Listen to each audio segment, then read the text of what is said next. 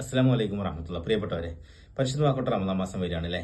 റമദാനെ കുറിച്ച്, വിശുദ്ധമാക്കപ്പെട്ട വ്രതത്തെ കുറിച്ച്, നോമ്പിനെ കുറിച്ച് അല്ലാഹു സുബ്ഹാനഹു വ തആല ഖുർആനിൽ പറയുന്നുണ്ട്. യാ അയ്യുഹല്ലദീന ആമനു കുതിബ അലൈക്കുമുസ് സിയാമു കമാ കുതിബ അലല്ലദീന മിൻ ഖബലിക്കും ലഅല്ലക്കും തത്തഖൂൻ. ഓ സത്യവിശ്വാസികളെ, നിങ്ങൾക്ക് മുമ്പുള്ള സമുദായങ്ങൾക്കൊക്കെ നോമ്പ് നിർബന്ധമാക്കപ്പെട്ട പോലെ നിങ്ങൾക്കും നാം നോമ്പിനെ നിർബന്ധമാക്കിയിരിക്കുന്നു. എന്തിനാണെന്നാണ് അള്ളാഹു പറയുന്നത് അറിയോ? ലഅല്ലക്കും തത്തഖൂൻ, നിങ്ങൾ തഖ്വയുള്ളവരാൻ വേണ്ടി. ഞാൻ ഫസ്റ്റ് തന്നെ ഈ ആയത്ത് ഓതി. നോമ്പിന്റെ ലക്ഷ്യം, യഥാർത്ഥ ലക്ഷ്യം എന്ന് പറയും. ചിലരൊക്കെ പറയും വിശപ്പിന്റെ വില അറിയാമെന്ന് പറയും, പാവപ്പെട്ടവരെ ഫീലിങ്സ് അറിയാമെന്ന് പറയും, അങ്ങനെ കുറെ പറയും. പക്ഷെ സത്യത്തിൽ ഇതൊന്നുമല്ല. അള്ളാഹുവിന് നമ്മൾ പട്ടിണി കിട്ടുമൊന്നും കിട്ടാനില്ല.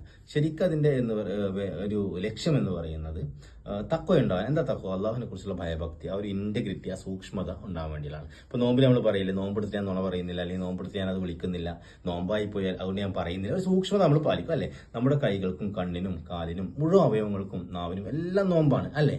ആ ഒരു സൂക്ഷ്മത, നമ്മൾ ആ ശരീരത്തെ അടക്കി വെക്കുന്ന ആ ഒരു ചിട്ടയുണ്ടല്ലോ, ആ ഒരു ഭയഭക്തി, ആ സൂക്ഷ്മത, ആ തഖ്വ, അത് ആ ഒരു മാസം മാത്രമാണോ? ശരിക്കും നോമ്പല്ലാത്തപ്പോൾ നമുക്ക് ഇതൊക്കെ ചെയ്യാൻ പറ്റുമോ? ഇല്ല.